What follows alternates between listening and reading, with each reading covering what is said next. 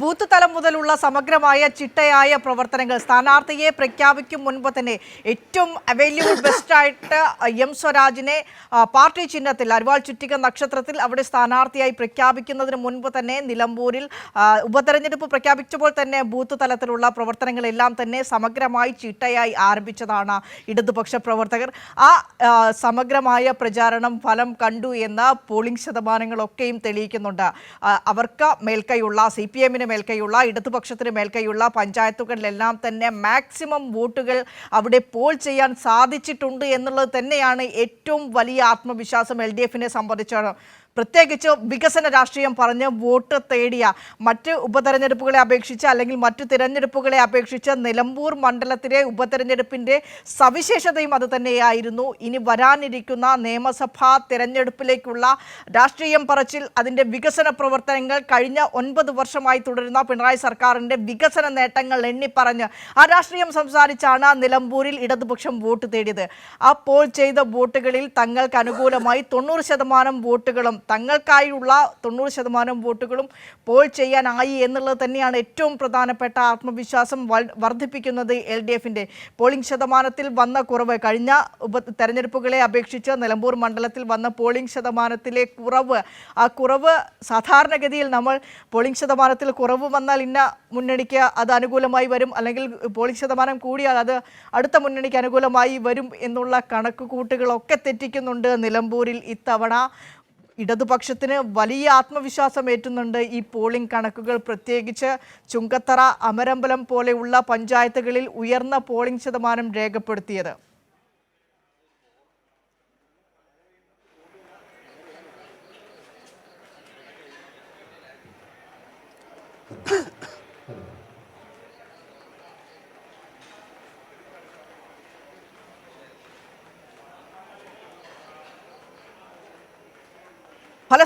ആദ്യ ഫലസൂചനകൾ ആർക്കൊപ്പം എന്നാണ് അറിയേണ്ടത്. ജനവിധിയുടെ മണിക്കൂറുകളിലേക്കാണ് ഇനി കടക്കാനിരിക്കുന്നത്. വോട്ടെണ്ണലിൻ്റെ മണിക്കൂറുകൾ ആദ്യം 8 മണിയോടുകൂടി തന്നെ പോസ്റ്റൽ വോട്ടുകൾ എണ്ണിത്തുടങ്ങും. അതിനുശേഷമാണ് ഇലക്ട്രോണിക് വോട്ടിംഗ് മെഷീനിലെ വോട്ടുകൾ എണ്ണിത്തുടങ്ങുക. KT സ്വാലിഹ തുടരുന്നുണ്ട്.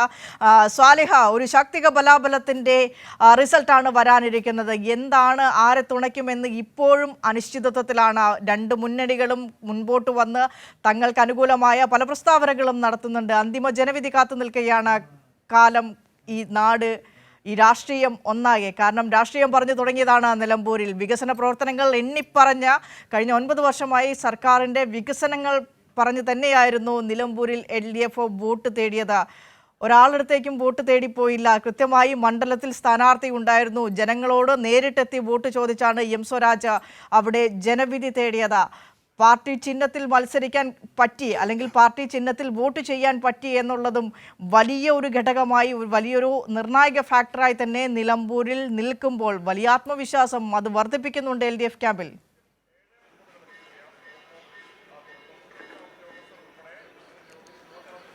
തീർച്ചയായും ഇക്കഴിഞ്ഞ ഈ നിലമ്പൂർ മണ്ഡലത്തിൻ്റെ ഒരു പ്രത്യേകത, ഇത് വളരെ അപാരമായ രാഷ്ട്രീയ സ്വാധീനമുള്ള മണ്ഡലമാണ്, മനുഷ്യരുള്ള ഒരു സ്ഥലമാണ്. അതുകൊണ്ട് തന്നെ PV അൻവറിൻ്റെ ഒരു സാന്നിധ്യം, അദ്ദേഹം നടത്തിയ തെരഞ്ഞെടുപ്പ് പ്രചാരണ വിഷയങ്ങൾ, അദ്ദേഹം പിടിക്കാൻ സാധ്യതയുള്ള വോട്ടുകൾ, ഇത് സംബന്ധിച്ചൊന്നും ഒരു വ്യക്തത മുന്നണികൾക്ക് പൊതുവിൽ ഇല്ല.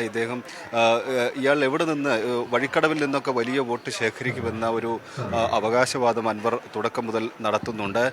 വളരെ 3-4 പഞ്ചായത്തുകൾ കേന്ദ്രീകരിച്ച് അവിടെ പ്രചാരണം നടത്തിയാണ് PV അൻവർ ഈ തെരഞ്ഞെടുപ്പിൻ്റെ പ്രചാരണ രംഗത്തൊക്കെ നിൽക്കുന്നത് നമുക്ക് കാണാൻ കഴിഞ്ഞിരുന്നത്. അതുകൊണ്ട് അൻവറിൻ്റെ സാന്നിധ്യം ഒരു പ്രവചനാതീതമാക്കി മാറ്റിയ ഒരു സാഹചര്യം നിലമ്പൂരിലുണ്ട്. നമുക്കറിയാം, നിലമ്പൂർ ഒരു UDFന് വലിയ മേൽക്കൈയുള്ള ഒരു മണ്ഡലമാണ്.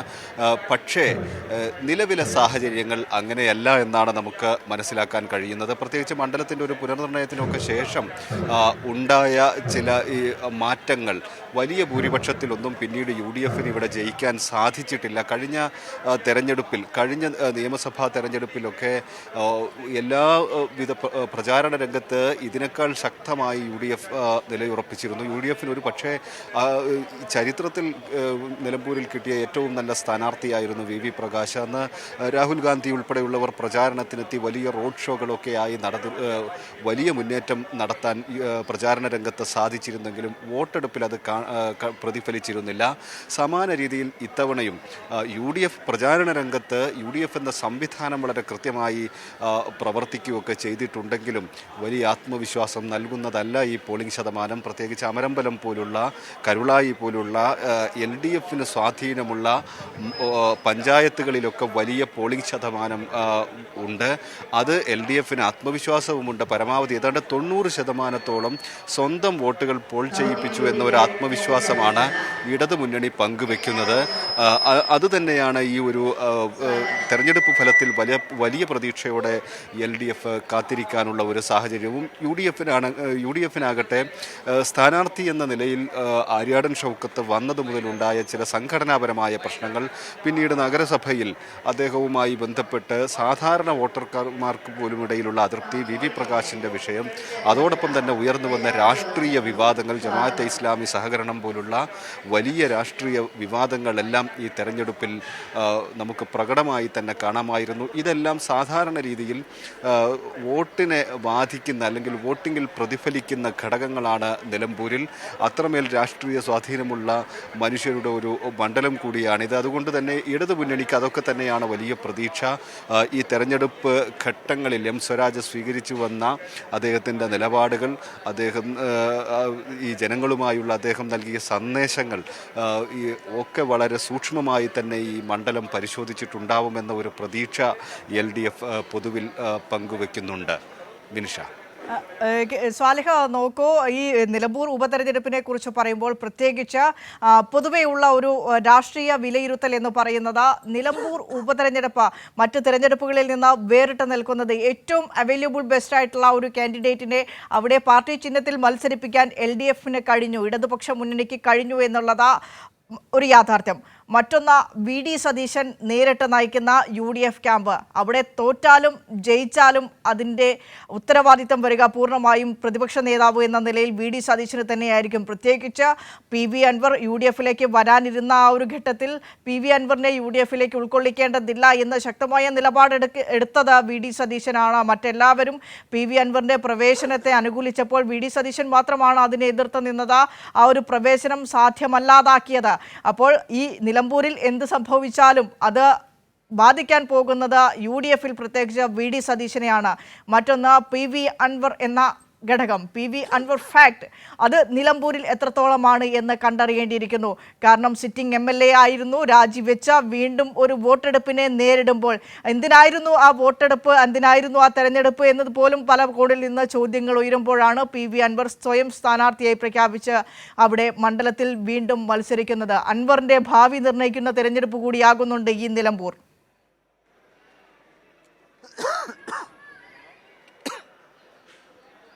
വിനിഷ, തീർച്ചയായും അൻവർ ഉയർത്തിയ ചില വിഷയങ്ങളുണ്ട്. അൻവർ ഇത് തന്നെയാണ് പിന്നെ UDFും ഈ മണ്ഡലത്തിൽ കൈകാര്യം ചെയ്തു വന്നത്.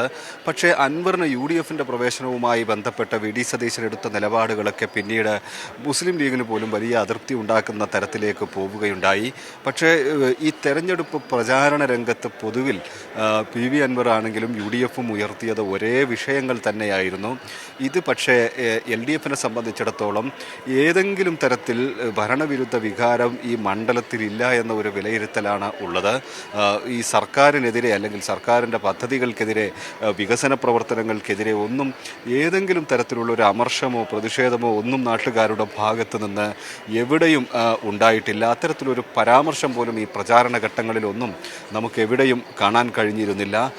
LDF സർക്കാരിൻ്റെ നേട്ടങ്ങളും വികസന പ്രവർത്തനങ്ങളും ഒക്കെ പരമാവധി ജനങ്ങളിലേക്ക് എത്തിച്ച് അത് ആയുധമാക്കി തന്നെ വോട്ട് ചോദിച്ച് വരുന്ന ഒരു സാഹചര്യം തുടക്കം മുതൽ നമുക്ക് കാണാൻ കഴിഞ്ഞിരുന്നു. അതേസമയം UDF അപ്പോഴും ഈ രാഷ്ട്രീയ വിവാദങ്ങളിൽ ജമാഅത്തെ ഇസ്ലാമിയുമായുള്ള സഹകരണത്തിൽ വലിയ ആശയക്കുഴപ്പം ഉണ്ടാവുന്നു. PV അൻവറിൻ്റെ രാഷ്ട്രീയ UDF പ്രവേശനത്തിൽ തുടക്കത്തിൽ PV അൻവർ ആയിരുന്നുവെങ്കിൽ പിന്നീട് അത് പെൻഷൻ തൊഴിലാളികളെ 40,000-ൽ പരം പെൻഷൻ വാങ്ങുന്ന, ക്ഷേമ പെൻഷൻ വാങ്ങുന്നവർ പാവപ്പെട്ട മനുഷ്യരുള്ള ഒരു മണ്ഡലമാണിത്.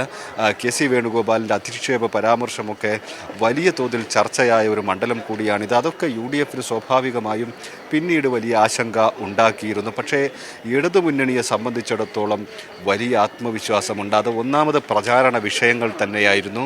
ഈ സർക്കാരുമായി ബന്ധപ്പെട്ട വികസന പ്രവർത്തനങ്ങൾ, ഈ മണ്ഡലത്തിലെത്തിയ നേട്ടങ്ങൾ, അതോടൊപ്പം തന്നെ ഈ തെരഞ്ഞെടുപ്പ് കാലത്ത് CPM മുന്നോട്ട് വെച്ച രാഷ്ട്രീയ നിലപാടുകൾ, എല്ലാറ്റിനും മുകളിൽ സ്ഥാനാർത്ഥിയെന്ന M സ്വരാജിൻ്റെ സ്ഥാനാർത്ഥിത്വം പാർട്ടി പ്രവർത്തകർക്കിടയിലുണ്ടാക്കിയ ഒരു ആവേശം, ഇതെല്ലാം വോട്ടായി അല്ലെങ്കിൽ അനുകൂലമായി മാറുമെന്ന ഒരു വിലയിരുത്തൽ LDF തുടക്കം മുതലും പിന്നീട് പോളിംഗിന് ശേഷവും നടത്തി വരുന്നുണ്ട്.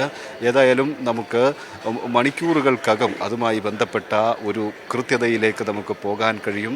8 മണിക്ക് തന്നെ വോട്ടെണ്ണൽ ആരംഭിക്കും. വിനിഷ.